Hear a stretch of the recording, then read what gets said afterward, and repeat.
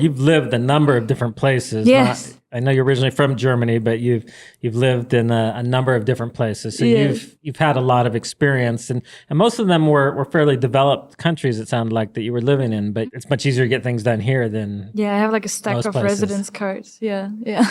No, and I'm from the empire of bureaucracy, as you said. I come from Germany. So I've seen the worst, and Salvador is by far among the very best with regards to that. And El Salvador understands what businesses need. And even then, if you're a Bitcoiner, you want to go somewhere that maybe your capital gains aren't taxed, your Bitcoin gains aren't taxed, your Bitcoin transactions aren't taxable events, right?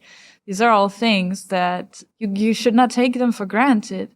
Right now in Germany, there is discussion. I'm not sure if it's going to go through, but there is this looming threat of stricter regulation, also stricter Bitcoin capital gains tax regulation, which wouldn't be surprising if it happened because that's Germany. So in El Salvador, you don't have it, and you can sort of be sure that it's not going to happen. So you have these assurances here that you just don't have elsewhere. And as I said, you have opportunity. You have like an open field. There's a lot of things that you can do.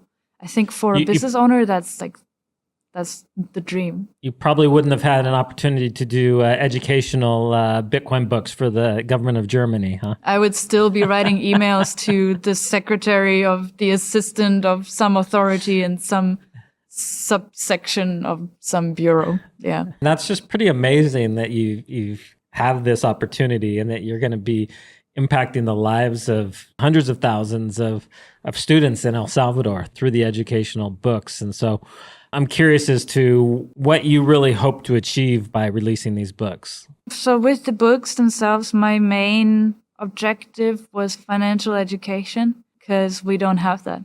Actually, very few countries do that at all. I didn't get that. I didn't get it. Yeah.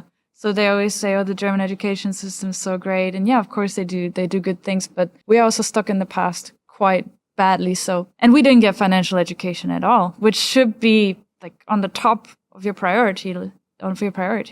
In the US, you also don't get financial education. So in El Salvador, you get it. You get it from a young age. That's not about making money or whatever. No, it's about being smart, understanding how your money works, and then making educated decisions based on that. The earlier you start that, the better. I've been told that, oh, it's too early, 7 years is too early to talk about finances, but that misses the point. We're not telling them how to run a stock portfolio or something. No. We're telling them the value of things. We're telling them that there are different kinds of values, and we're teaching